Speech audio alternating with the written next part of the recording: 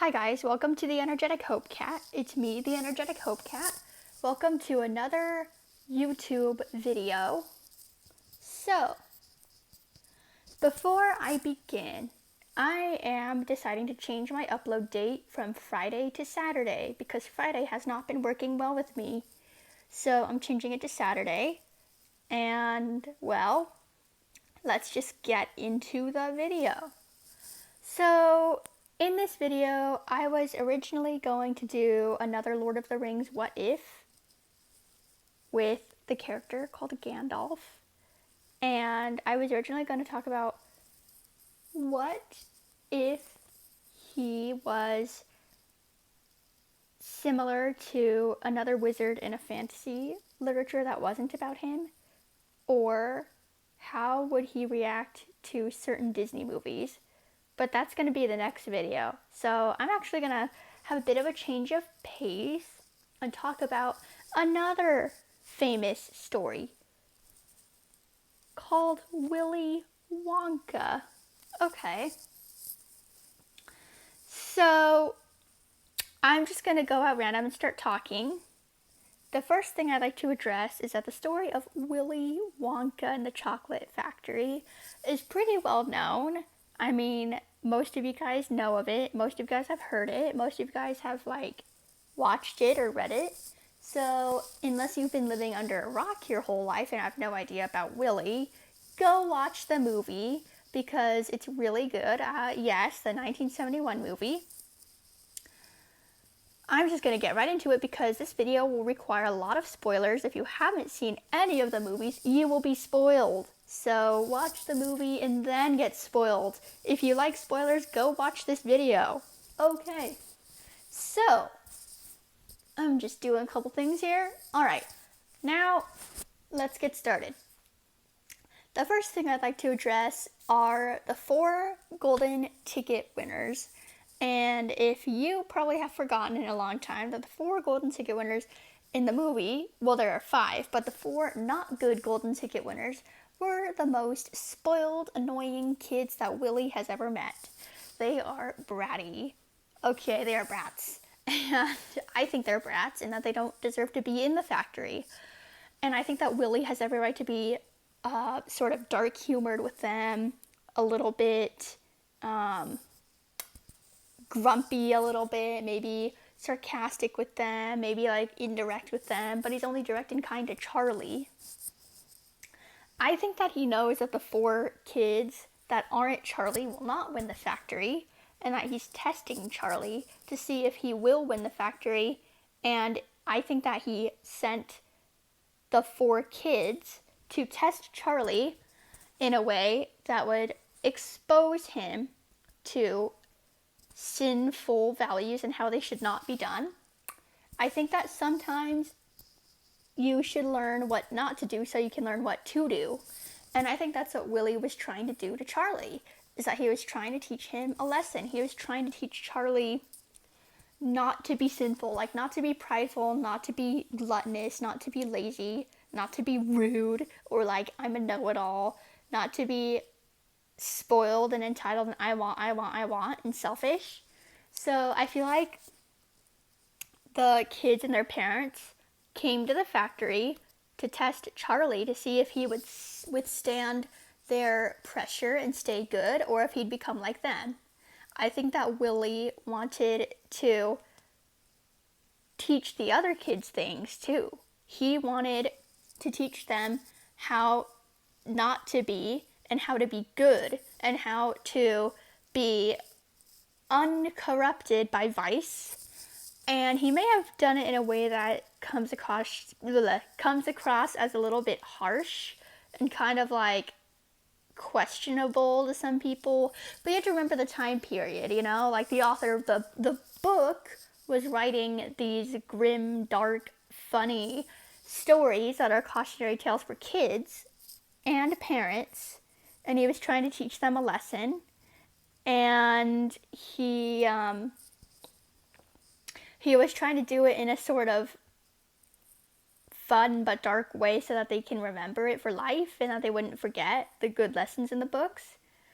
And in doing so, he did really well. I read a couple of Dahl's other books, like James the Giant Peach, which is all about bravery in the face of danger and adversity, and Matilda, which is all about embracing who you are and just being yourself despite people telling you not to or that you're annoying.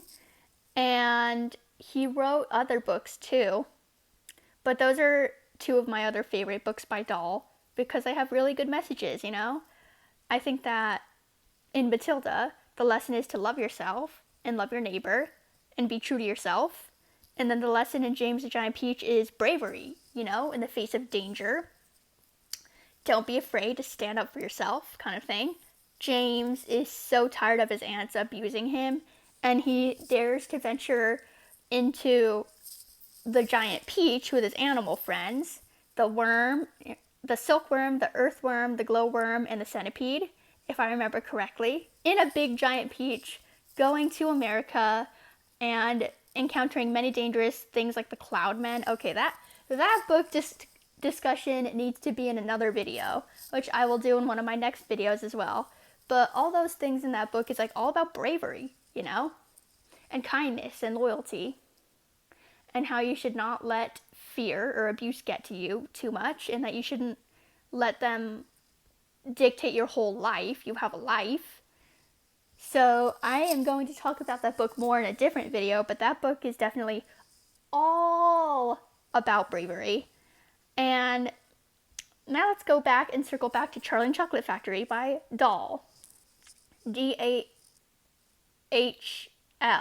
I think. Dahl, that is correct. So in this book, the author wants to teach about behaviors and parenting and how the proper way to parent a child can turn a child into a nice, kind, honest child. They always say that a child is a product of their parent, and I think that's true. I think that's very true.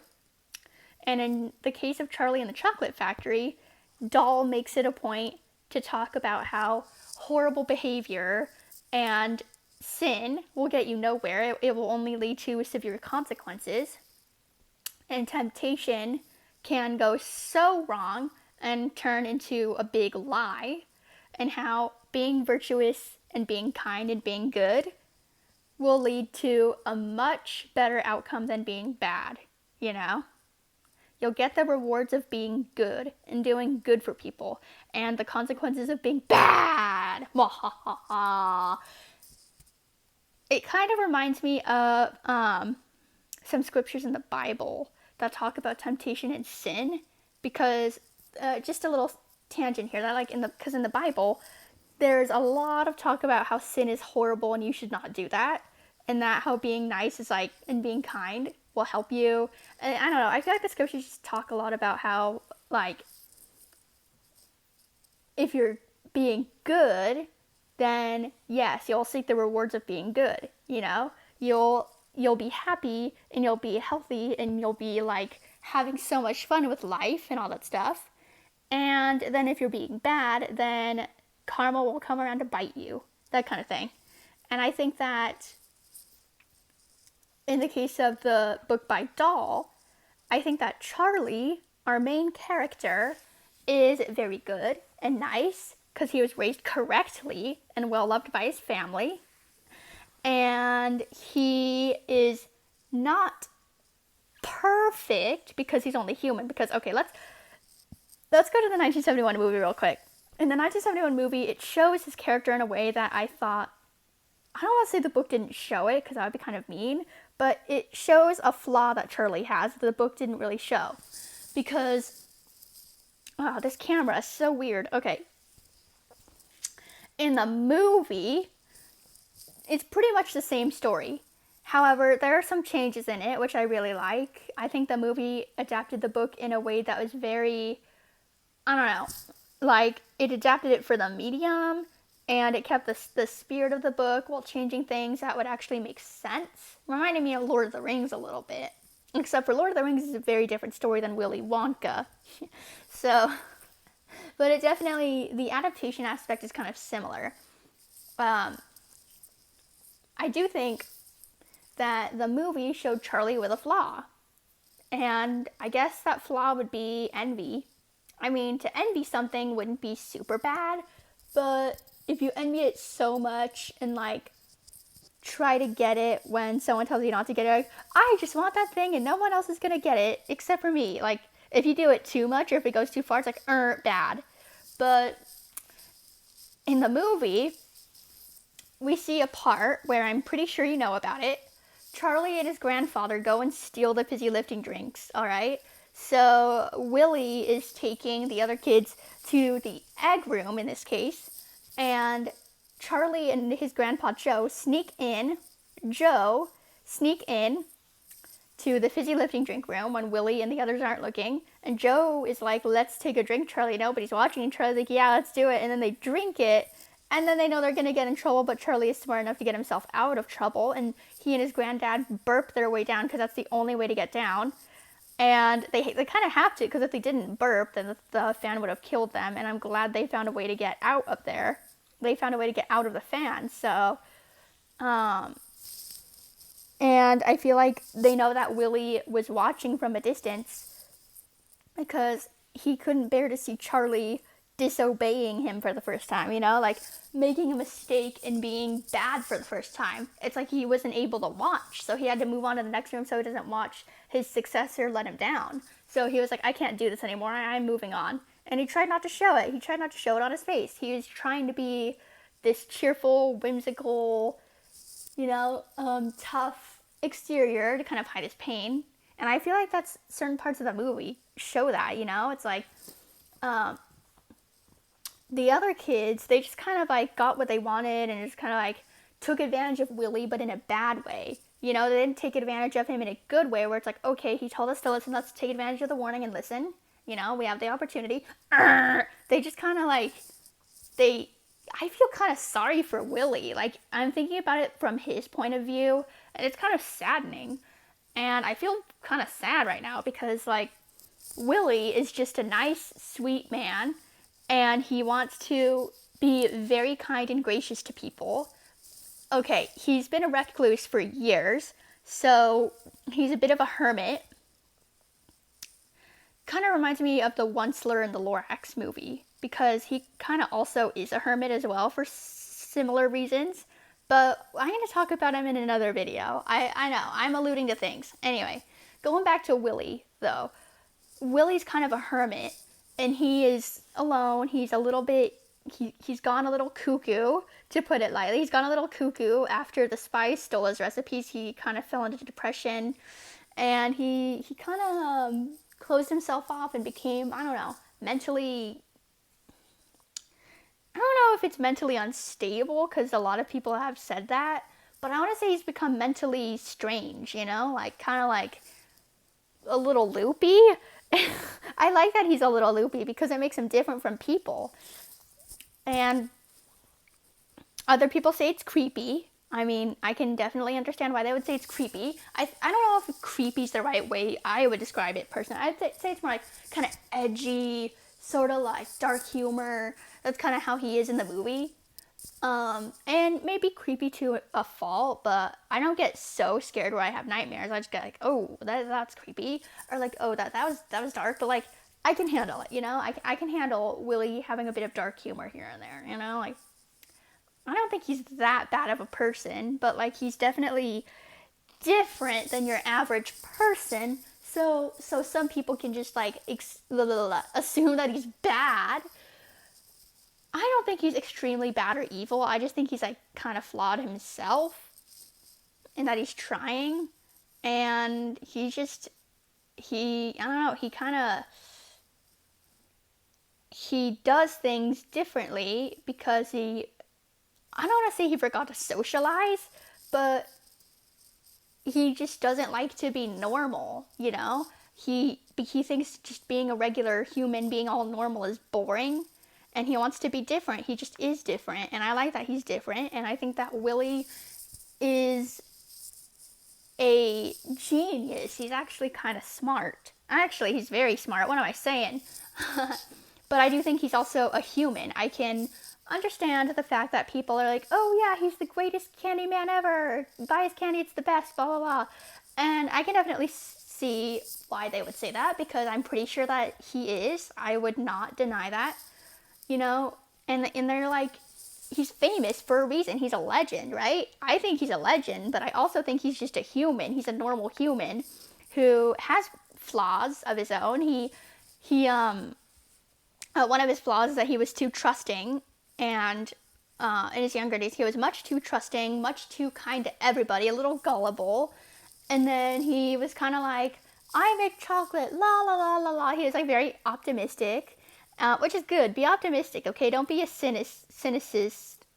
What am I trying to say? Don't be a cynical brute who is never optimistic, okay? Be optimistic. But like, I feel like he was way too gullible in his younger days, that when he met the three spies, you know, Slugworth, Prodnose, and Fickelgruber, they kind of wore him down. I mean, they really wore him down a little bit, though he still kept a sensitive, sweet nature.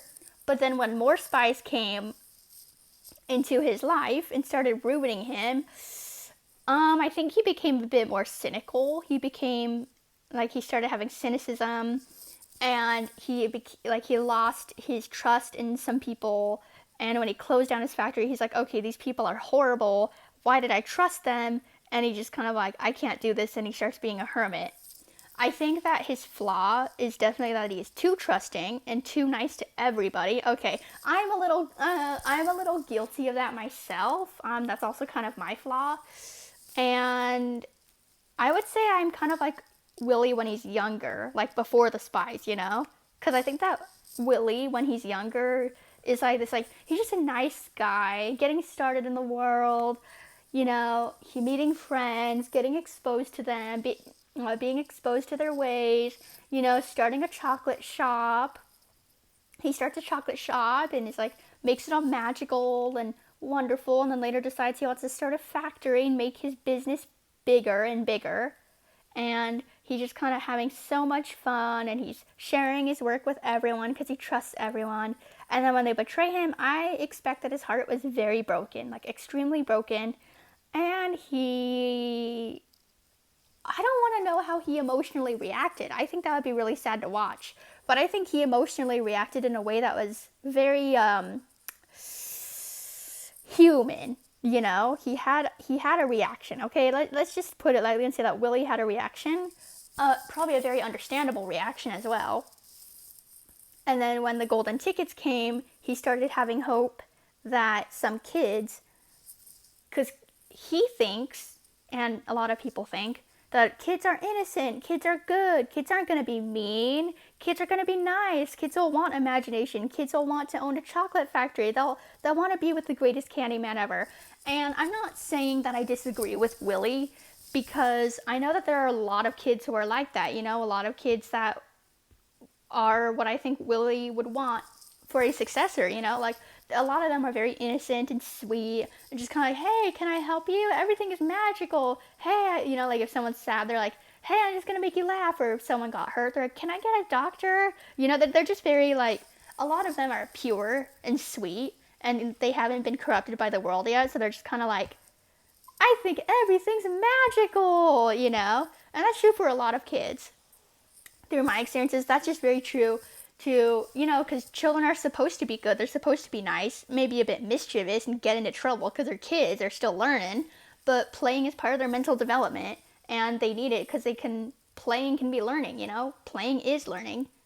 And I'm going to have to be a Debbie Downer for a moment and have some cynicism, because I hate to do this, but I'm going to have a little bit of cynicism here. I do agree with Willy that not all kids are nice and sweet and innocent and imaginative and like playful and I love candy, you know?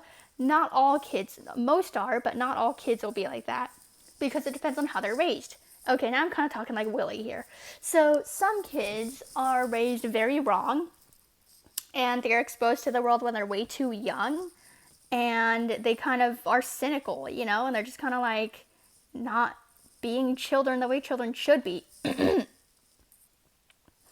And they, you know, when they grow up, they're just kind of like, we don't believe in daydreams. We're just kind of like, oh, whatever, you know.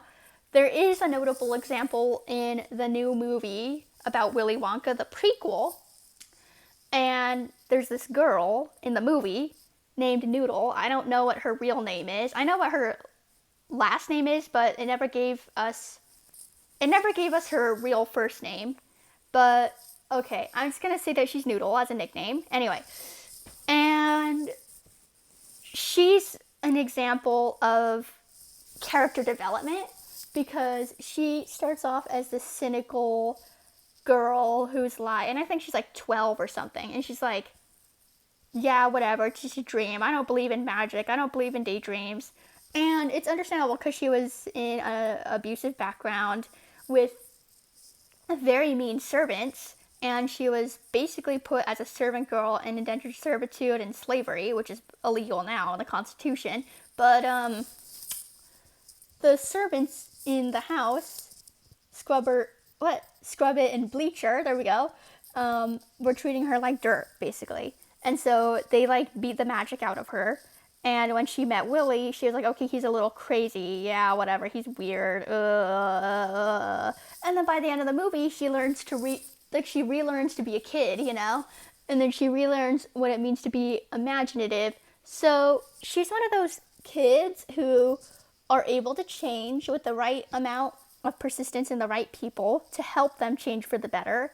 And so she's one of those kids who's like, in the end of the movie, she's like, I'm optimistic, la la la la la la la la. Like, she can still be like wise and stuff and like not have her cynicism, but have that knowledge and wisdom that may have been cynical before but can kind of help her, so it can make her balance out cynicism from optimism. But then she's more optimistic in the end. She's like, I love books, I love to read, I love imagination, woo, yeah.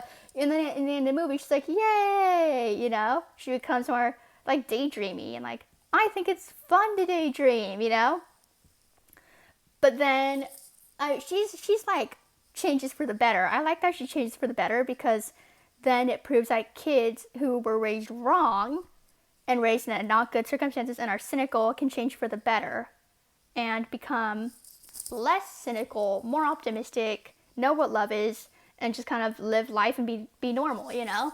But then in the original Willy Wonka and the Chocolate Factory, yeah, the four bratty kids, they disgust me. They really do. They're so disgusting.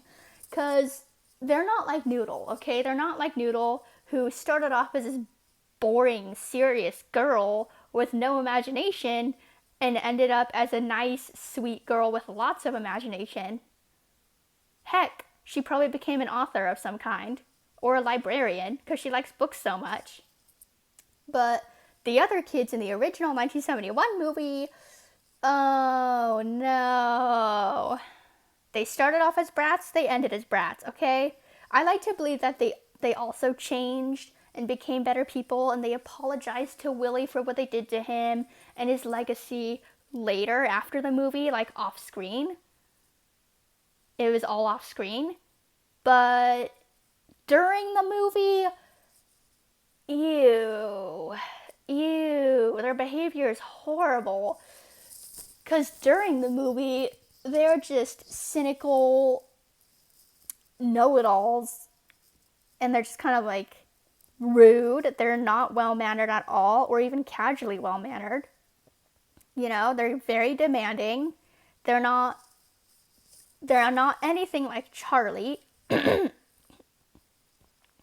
Even, like, it would be good if one of them was casually well-mannered, you know, like polite, but they were very casual about it, but still able to use manners in a way, you know? But they were not, okay? They ruined Willy's life, basically.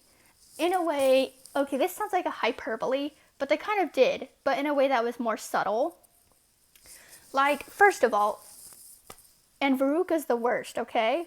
But let's talk about them all. They walk into the chocolate factory expecting chocolate. They demand for chocolate. Okay, not a very good start. Maybe it'll change. They go into the chocolate room, and then they just kind of are like, they don't believe Willy and what he says. Like, especially Veruca's dad, Mr. Salt. Willy's like, oh, I went to Loompa Land to save the Oompa Loompas. They were in danger. Oh no, they needed help. They needed me to help them. They were being eaten by these vicious monsters, basically. They were being, because in Loompa Land, the Oompa Loompas are basically being eaten and killed off. And it was really hot there and dry, and they hardly had anything to eat. And in the book, it says that they ate mashed caterpillars. Ew, gross. And they tried to put little things in there to make it better. Ew, horrible conditions. Ugh, ugh. I would not want to be an Oompa Loompa in that situation. No, sorry. No chocolate, just a few cocoa beans a year. And in Loompa Land, Willy has made it clear that it was an awful place. These monsters are attacking them, murdering them, being horrible to the place, and just kind of like, they were vicious, man. They were so, so bad. Like, I'm surprised that Willy, okay, this is going to sound a bit morbid, but I'm surprised that Willy came back alive and possibly unscathed. I'm pretty sure unscathed. Or, I don't know. I'm just surprised Willy returned to his chocolate factory after going to Loompa Land, because that's a little sketchy. Okay, he's not like Aragorn or Gandalf or Frodo or Bilbo. Like, he's not this swordsman person. First of all, he's not. Oh yeah, he is an extensive traveler, which is kind of reminiscent of Gandalf a little bit. But he's not like, he doesn't know how to defeat monsters on a daily basis. He's not living in an environment where he's attacking orcs all the time, okay? He's not destroying a ring. That's Frodo's job, okay? That's his job, not Willy's. And he's not living in a place where danger is imminent at every single turn and corner, for the most part. So then when he came to Loompa Land, danger was just every turn and corner. And I don't even know how he survived. I really don't. I'm very shocked that he even survived there. If I was Willy, I probably would have been a goner.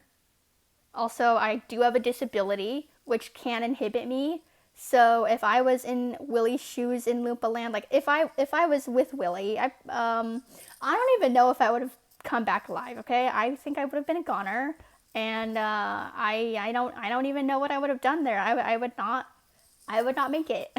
So I'm very surprised that Willy made it. I really am. And I hope he was prepared for his morbid travels and monster killings.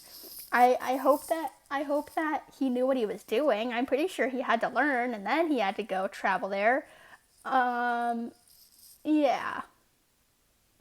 He's a traveler, and I think Loompa Land was probably the most dangerous thing he's ever done. Going there and rescuing the Oompa Loompas is probably the most heroic and dangerous thing he's ever done in his life. That's what I have to speak for Willy on this one, because he also had to live like an Oompa Loompa for several months maybe, and he had to eat mashed caterpillars. Ew, gross. And he had to somehow manage to fight off a bunch of monsters with a bunch of weird names like Wang Doodles and Snozwangers and Hornswogglers. I don't even know what they are. And Vermicious Knits. Okay, I don't even know what they are, where they came from, or like why they are vicious. But based on how Willy spoke about them, they could probably chomp you down in a bite. And no wonder he was really sad about the Oompa Loompas and their condition. I really think he was extremely devastated when he saw one die. Like, every time he saw one died, okay, that was not correct grammar, by one of those monsters, he probably was very heartbroken. And then he decides to rescue them. Okay, a lot of people are saying that his rescue of the Oompa Loompas was slavery and labor. I can kind of understand why they would think so, but at the same time, I kind of have to disagree with that a little bit. Because, yes, he got them to work for them. Yes, he gave them tasks. Yes, they were testing his creations, but he hired them because they wouldn't steal his food creations. They wouldn't betray him like the humans did. They wouldn't get spies to break his heart, They were trustworthy and loyal people. who wanted to help him, and he wanted to help them. So, and their conditions in Loompa Land were just, they were a nightmare. They really were a nightmare. And the fact that Willy's like, hey, let me take you home with me so you can live in peace, he gave them just that, a peaceful home where they can eat candy as much as they want and work and become Willy's best friend in his time of need. So he helped them. He got them to a better place. They're happy with him. They're good with him. He's good with them. They are best friends. Ta-da. Okay? And if they had stayed in Loompa Land and if Willy hadn't gone, I don't even want to know what would happen to them. I think they would have gone extinct or something. They would have become very rare, and I think they would have been eaten. And, and they were miserable. I think Willy implies that they were miserable in Loompa Land. They were not having fun at all. They were just kind of like, we want to go somewhere else. And I'm very glad that Willy came and saved them. Because, okay, this is talking from their perspective now. Because if he hadn't gone and saved them, misery would have struck them forever, and they would probably, they would not know what it's like to be living in peace. They would all be in chaos forever. And now that they're living in peace in the factory, they're happy with Willy. They're happy with their long life. They wanted this. They wanted to go home. They wanted to go home with Willy. And in the book, it's even implied that Willy came to talk to the chief of the Oompa Loompas, and they decided that this was going to be correct and that it was okay with Willy to do that. And all the other Oompa Loompas agreed. So they wanted this. He didn't just be like, you're coming home with me, you have no choice. Willy gave them a choice. Like, do you want to come home? How do you feel about your land? And they're like, we're coming home. All right? So Willy isn't such a bad guy. He is a fundamentally good person with different ways of thinking about things and ways that people might find ludicrous, barbaric, or cruel. But he really is a fundamentally good guy. He's a little edgy at times. He has a lot of black comedy in him, like dark humor, black comedy that he shows when he's in a bad situation just to lighten up the mood just a little bit. But then he is just fundamentally not bad, okay? He's fundamentally good. And he tries to be good. He really does try to be good for his friends. And he tries to trust people. And he tries to learn from people. But look where that got him. That got him into a stupor for a while. A very heartbroken stupor. And then when he met Charlie met Willy, and Willy was kind of a cynic at the time. There we go, that's the word I was looking for. And he was just kind of, I feel like Charlie was like Willy when he was young, and then Willy was kind of like Noodle from the new Willy Wonka movie. And I think that their roles were reversed, like kind of the way Willy came to help Noodle, Charlie came to help Willy, So it's a cycle. At first, Noodle was the one who needed help being imaginative, and then she became imaginative and la la la la. And then Willy became the cynic, and he became kind of like Noodle. He was like, who cares? It's just humanity. What is this? This is just a dream, whatever. And then Charlie comes in bouncing around. I want to make chocolate. I love chocolate. Oh yeah, I love your chocolate, and I want to live here. He comes bouncing in. Woo, I want to be with you. Like he just bounces into Willy's life, and then reteaches Willy how to be a dreamer. And then by the end, Charlie's like the new Willy, basically. And then Willy's kind of like Noodle. And then they kind of teach each other things. And then, yay, happy ending. It's like, it's a cycle. It's a CYCLE. Alrighty? It's a CYCLE. Both people have had changes. And I think in Willy Wonka and the Chocolate Factory, Willy was the one who needed the optimism boost. He was the one who became the cynic. He was the one who needed a reminder about daydreaming and creativity. And Charlie came and fixed that for him. He pressed the button called reboot, and Willy and Charlie became like father and son, basically. Like they were best friends, and they became so close, and they loved each other forever. Yay, happy fairy tale ending, right? And I think the other kids got a relatively alright ending. Like, they didn't end the factory. They probably owned a few sweets or so. I'd like to think they said sorry to Willy because they have to learn from their mistakes. I like to believe that, yes, they learned from their mistakes. Yes, they turned out okay. yes, Willy decided that they would all go to the exit of the factory and that he was just scaring them in order to just be dramatic with them and try to.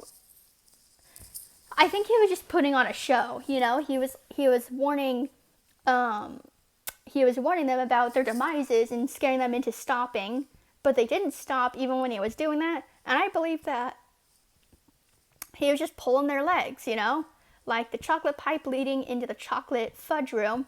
I like to believe that it led to the exit of the factory, or it did lead to the chocolate fudge room, but it led to the exit of the fudge room, you know. And then, actually, I like to believe that all the kids ended up exiting all fine and dandy, and that they were back to their normal selves afterward. I think Willy had a machine in the factory. This is very off screen, but I do think that Willy had some kind of machine in the factory that made sure that they would go through it after their experiences, and it would like clean them off, you know, clean off their messes and their residues, and then they would come out the other side all fine and dandy and okay the way they started. But they would have learned something, you know, like they would have learned what not to do the next time they go to a chocolate factory with an eccentric genius. And I believe that they too, like Charlie, did get a happy ending, but it was the ending that was not what they wanted. But at least they ended up getting something. They ended up learning a lesson. They ended up moving on, not repeating their mistakes to another factory genius. And that the parents decided to change too. I believe that the parents decided that, okay, we need to reevaluate how we raised our kids. And that I believe that they also reevaluated and reparented them the correct way. So everyone basically gets a happy ending, but it's different for each one of them. And then Charlie is the kid who makes a mistake and redeems himself and gets the prize of his life, the chocolate factory, and the privilege to live with Willy forever. Woo! And his family. Woo, woo, woo. Okay, now they're old men and they're very elderly and they want to retire together and they look for a successor. They have a successor. I believe that they had another golden ticket contest, a new heir to the factory, and when they are history, to put it lightly, then the successor is probably going to take over for them and the factory will keep running its course forever. It's like, I don't know if I would consider this I would say this is kind of like a modernized sort of fairy tale. It's not your princess fairy tale. It doesn't have carriages and swords. It's not a medieval fairy tale. It's not a it kind of has elements of a Brothers Grimm fairy tale in a way because it is sort of dark at times, but like it does have a happy ending. So it's like kind of a sort of more modern Brothers Grimm style of fairy tale, if you want to tell me that. But it's not like your medieval old Disney fairy tale or your fairy tale with carriages, swords, knights and princesses and dragons. That's very medieval. Okay, that's very Disney. It's very old Disney, technically. This is like a modern fairy tale, okay? A modernized one concerning children, parental behavior, child behavior, good virtue, and how sin is a horrible thing and should not be committed. It really is. It really is about a fairy tale about how sin is horrible and that you should try to stay away from it at all cost. All right? What do you think of that? It could also be a spiritual allegory if you want to go deeper, get very philosophical about it. It could be a Christian allegory. Kind of reminds me of like C.S. Lewis or Mr. Tolkien, whose books, if you look deeper, do have Christian allegories. But I also do think that they appear everywhere in pop culture, but you just have to be willing to sit yourself down and look. Look deep, deep, deep, deep. Dig down deep and find it. You've got to unlock it. You've got to unlock it. Even for stories that are super subtle, that aren't overt, you have to unlock it. Then you can find the secrets hidden beneath the text, and they will help you. Then you can show it to your kids, and they won't be afraid. They'll just suck it up and go. You know? They'll just read it. Nom nom nom nom. They'll eat it like a straw. Nom nom nom nom nom nom nom. Okay. Anyways, but that's what I think. I think that Willy is definitely my favorite character in the story. He is the type of guy who knows what's up. He knows what's going on. He knows how to be both an optimism person and a cynic. He knows the ways of the world and he wants to make it better. He wants to make people happy. He wants to make them laugh. He wants to bring some joy to the world, okay? He wants to bring more happiness to the world. He wants to make people smile. He wants to bring something fun and imaginative and colorful to the world. That's what he came to the world to do. He came to the world just to do that. That was what he did. That was his intent into the world. He came just to make people smile and happy. Okay? Everyone comes to the world for a different purpose. Some come to make people happy. Some come to make people think. They come to make people think by publishing books. Some come to be philosophers. Some come to write books about things to teach them lessons about life. Some people come to do evil things. Ew. Some people come to do good things. But out of all the things that people come to do, I think making the world happier is the best way to go. And I think that Willy and Charlie and myself have all done that in different ways. I think we've done that in many different ways and we will continue it forever. Also, Charlie's also one of my favorite characters. He's my favorite out of all the 5 kids because he was such a nice guy. He knew how to be nice. He knew how to love people the right way. He knew what was right and wrong and good and bad and like the gray area a little bit too. And even when he did make a mistake, he redeemed, okay? He redeemed, was forgiven, and gotten the reward of his lifetime, all right? And I think that he was just a nice person. He was in a complicated situation, but he was optimistic through it all and just became the kind of guy who was resilient, and he just didn't stop. He didn't give up. He kept going. And in the end, he got a happily ever after. That was a fairy tale happily ever after forever. How's that? How's that? Also, Charlie's family is just silly. In the book, his dad's just this calm, collected person who's like, hey, what's up? I came back from the toothpaste factory with something healthy. Or, hey, I came back with something happy. You know, he's like happy, but very calm and collected. And then Charlie's mom is just kind of like sweet and gentle and just kind of like, oh yeah, we're just a nice family. And then Grandpa Joe is all bouncy and like, yeah, let's go eat some chocolate. Let's go to Willy's factory and have fun. And then Charlie's like very bouncy and like, yay. And then the other grandparents are just very sassy and silly and just kind of like, that kind of thing. They're just so fun. Charlie's family is so, I don't know, they're just super silly and I like it.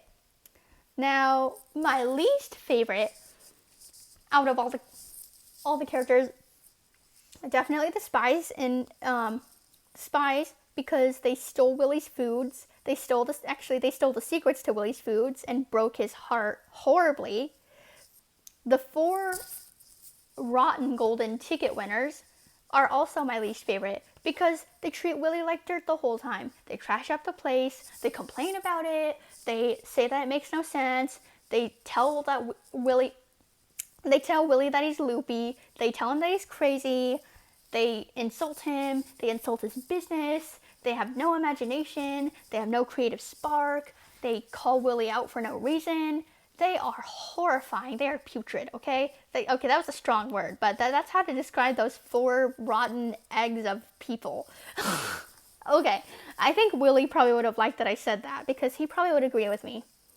And I think that Willy himself has been bossed around, pushed around, pulled around, used, taken advantage of by people, made fun of, stopped, abused, to a lesser extent, like I'd say emotionally more than physically. I'd say emotionally abused by people who want to stop him from doing his dream, to stop him from being successful, to steal his things, to steal his recipes, and just be plain rude to him and break his heart. That is horrible. And I know that everything's not all sunshine and rainbows, it's not all happy, and I get it, but Willy's just trying to be a person who wants to have fun. He's trying to be a good, sweet man. And he's just a sweet guy who understands people and how to make candy and how to make it for people and make them feel good, okay? And when people come in and just talk bad about him the whole time, it is most likely that he is going to get very tired of them and become cynical toward them. He's not gonna trust them. He's going to be very jaded after as shown in the 1971 movie. He is not going to be happy with him, okay? He ain't going to be happy.